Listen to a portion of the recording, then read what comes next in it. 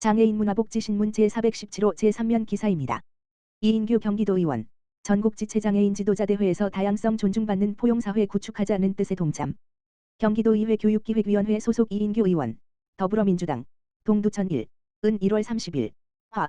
노보텔 엠베서더 수원 2층 샤페인홀에서 열린 전국지체장애인 지도자대회에 참석해 전국에서 모인 장애인 지도자들과 차별 없이 다양성이 존중받는 포용사회 구축하자는 뜻을 함께했다. 이인규 의원은 앞서 장애로 인한 차별과 편견 없는 세상을 앞당기려는 노력의 일환으로 장애인식 개선 교육의 필요성을 강조하며 지난해 경기도 장애인식 개선 지원 조례를 대표 발의하여 현재 시행 중이다. 또한 경기도 내 시각장애 학생들의 교육권과 학습권을 보장하기 위해 각 장애에 맞는 교육과정 분리 및 맹학교 신설 필요성을 꾸준히 제기한 바 경기도 최초 단독 맹학교인 가칭 세빛학교 설립 결정을 이끌었다. 가칭 세빛학교는 2027년 개교를 목표로 설립을 준비 중이다. 전국지체장애인 지도자대회에서 이 의원은 장애인의 권익 향상과 삶의 질 개선을 위해 헌신하고 계시는 분들에게 감사의 마음을 전한다면서 향후 더 나은 장애인 복지 정책 발전에 기여할 수 있도록 도의원으로서 만전을 기할 것이라고 밝혔다. 특히 교육기획위원회 위원으로서 경기도 장애인 교육 정책의 발전을 위해 장애 학생의 시선으로 양질의 교육을 선택할 수 있는 기회를 확대하는 데 주력할 것이라고 덧붙였다. 한편 2024년 전국지체장애인 지도자대회는 한국지체장애인협회 주최 경기도지체장애인협회 주관으로 1월 30에서 31일 양일간 진행된다. 김재훈 경기도의원. 2024년 경기장애인 생산품 판매 시설 업무보고 참석. 김재훈 경기도의원. 보건복지위원회 부위원장. 국민의힘. 안양사. 은 30. 화. 경기도 누림센터 대회의실에서 2024년 경기장애인 생산품 판매 시설 업무보고회에 참석했다. 2024년 경기장애인 생산품 판매 시설 업무보고 모두 발언에서 김재훈 의원은 2023년 경기장애인 생산품 판매 시설은 아픔이 있었지만 지속적으로 노력하고 발전해 왔다라며 2024년에는 장애인들이 스스로 생산한 다양한 제품 생산과 판매를 통해 경제적 자립과 사회 참여를 도모하는 데 최선을 다하자라고 했다. 이날 업무보고회에서 경기도 장애인 생산품 판매 시설은 장애인 생산품에 대한 매출을 증대 노력 마케팅 및 홍보의 전력 판매 시설 운영의 효율화 장애인 생산 시설의 이익 증대 장애인 일자리 창출 업무 진행 시 공정하고 객관적 관리 등을 2024년 주요 업무 계획으로 보고했다. 이 자리 함께 참여한 최종현 경기도의회 보건복지위원회 위원장 더불어민주당 수원 7 위원장은 지역사회와의 협력을 강화하여 장애인들이 더 적극적으로 사회에 통합될 수 있도록 노력하길 바라고 지역사회 기업들과의 협업을 통해 새로운 시장을 개척 및 지속 가능한 사회적 경제 생태계의 조성에 이바지해 달라고 했다.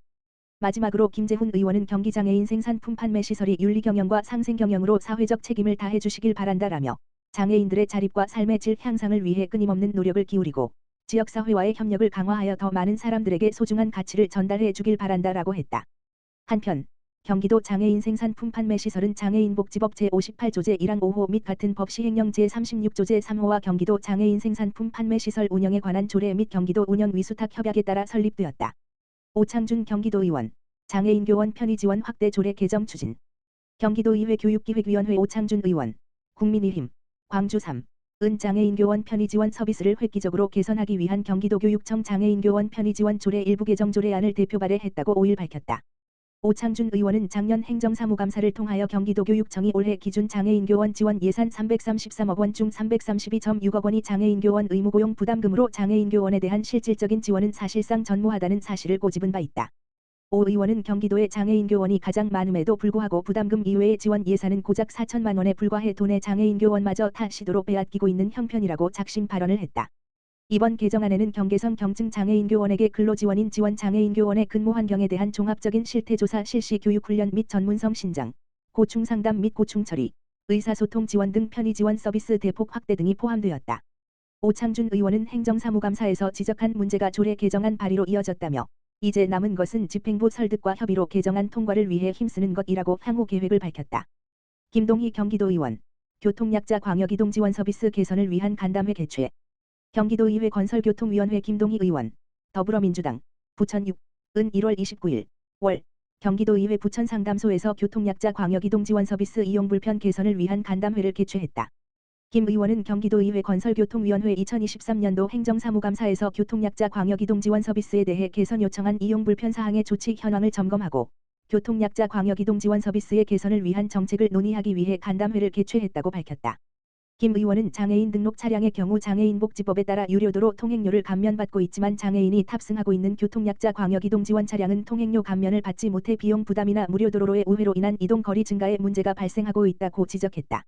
그러면서 정기적 이동이 필요한 경우 비용의 부담이 적지 않고 운전이 불가한 장애인의 경우 유료도로 통행료를 감면받지 못하는 구조적인 불평등 문제가 생기므로 광역이동 지원 차량이 유료도로 통행료를 감면받을 수 있도록 다각도에서 해결 방안을 강구해야 한다고 말했다.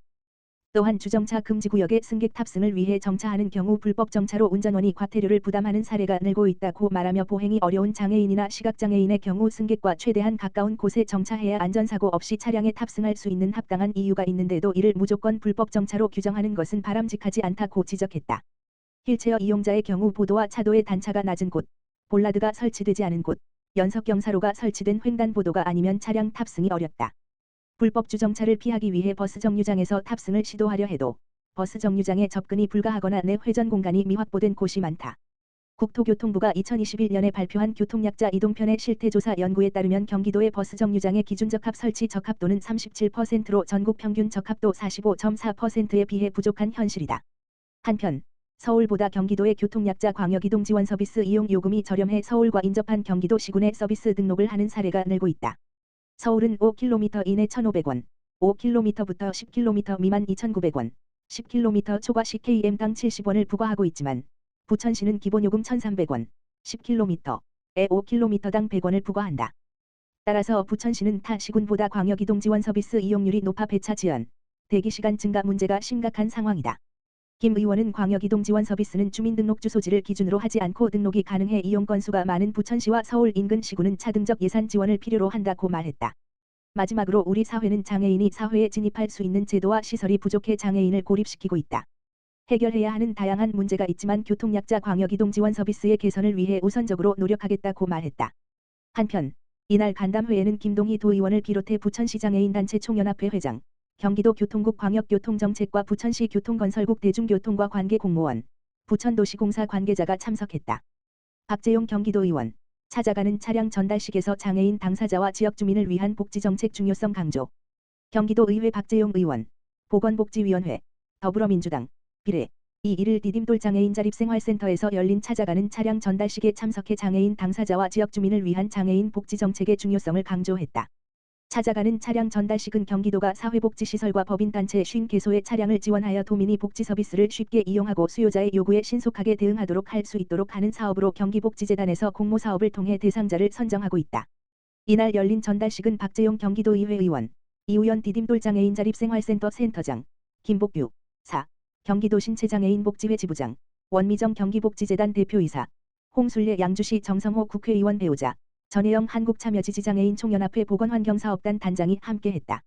차량을 지원받은 디딤돌 장애인 자립생활센터 이우연 센터장은 장애인의 권익보호, 동료 상담, 정보 제공, 자립기술훈련을 통한 장애인의 사회참여와 장애인 일자리 제공을 위한 활동에 최선을 다하겠다라고 했으며 경기도 신체장애인 복지회 김복규 양주시 지부장은 장애인 회원 가정 방문 및 권익보호, 기관 업무 지원, 장애인 행사 개최 및 지원, 후원 물품 지원 활동 등 장애인 당사자를 위한 서비스 제공을 위해 더욱 노력하겠다라고 했다.